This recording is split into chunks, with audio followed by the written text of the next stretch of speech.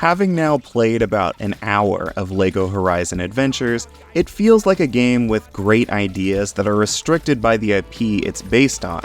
I love the world of Horizon Zero Dawn and Horizon Forbidden West, but the opening hour of LEGO Horizon often feels like its setting and characters are clashing with the comedic creativity and gameplay loop that so many LEGO games excel at.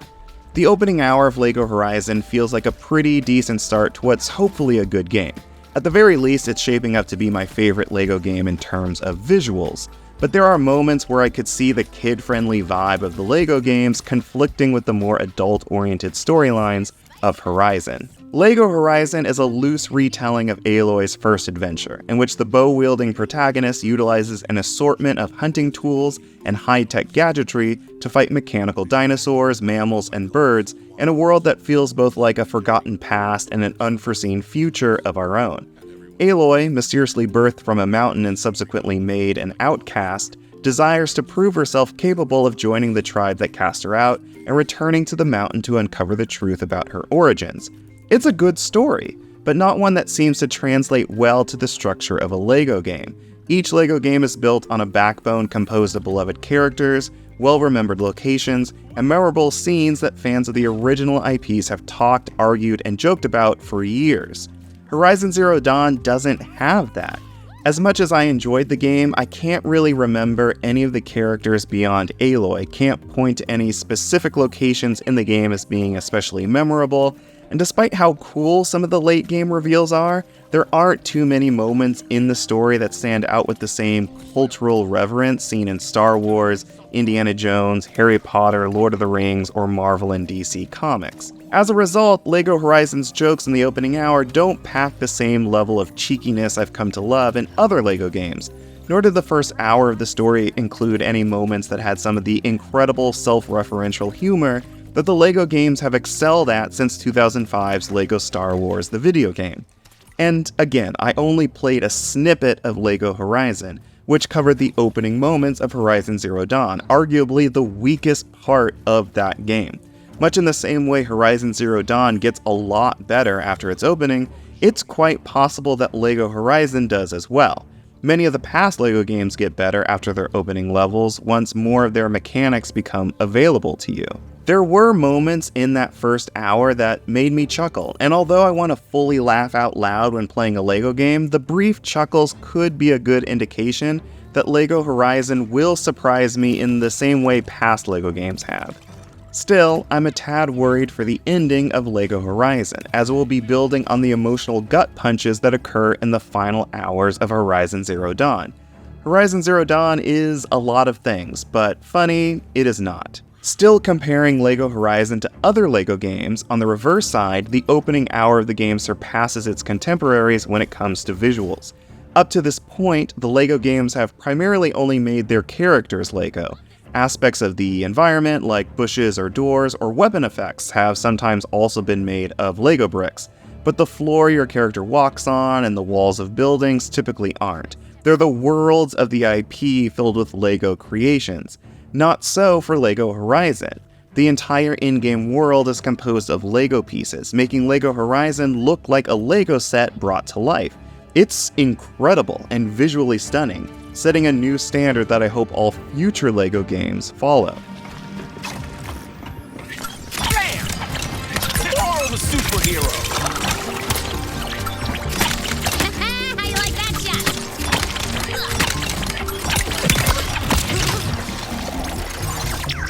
If we ignore comparisons to other LEGO games, LEGO Horizon feels like a decent enough experience.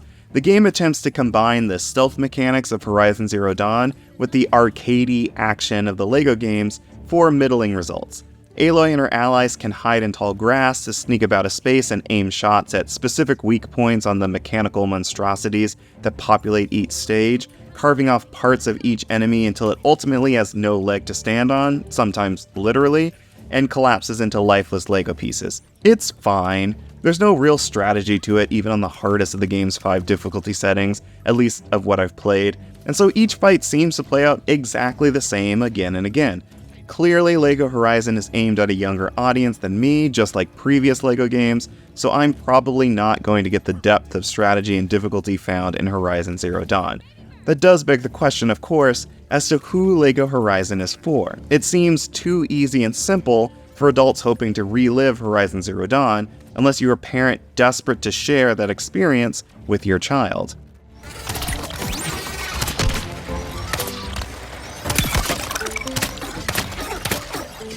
Another machine down. There's a longer conversation to be had about this that is beyond the scope of this preview, but LEGO Horizon is an odd combination of ideas. The Horizon franchise feels too adult for LEGO Horizon to be a gateway for children into the franchise. I just can't see an 8-year-old immediately jumping from LEGO Horizon to Horizon Zero Dawn or Horizon Forbidden West. But at the same time, the established format of gameplay found in many past LEGO games doesn't feel like something that fans of the Horizon franchise are necessarily looking for. It's completely plausible that this all comes together in a great way in the full game, but based on what I played through in the first hour, I just don't see it. Regardless, I hope that later levels of LEGO Horizon feature a wider variety of enemies to spice up combat, and that the structure of the game evolves beyond what I played in the first hour, in which I kept returning to a village that acted as a hub area where I didn't have much to do between missions. And those missions saw me venturing out in levels that aesthetically looked very similar and featured pretty much the same handful of enemies and puzzles, but in a slightly different order each time. It's tough to judge a game's variety based on its opening hour, but if LEGO Horizon doesn't change beyond what I played, I could see it growing stale quite quickly. Unlike other LEGO games that feature dozens and sometimes hundreds of playable characters from their respective brands, LEGO Horizon only has a handful of playable options. Each character features tons of costumes that you can dress them up in, but again, you can see how Horizon isn't a typical IP for a LEGO game. The original Horizon games don't have a huge roster of memorable characters. To account for that, LEGO Horizon gives each playable character a different attack and unique skill tree that can be unlocked. Aloy specializes in a bow that can hit targets from afar, for example, while Varl uses a spear that he can use to dash forward for a more close-range fighting style. I didn't really see how these two different characters could evolve over the course of the game, or if there were meaningful differences between the two, but it's possible a bit more strategy could pop up there.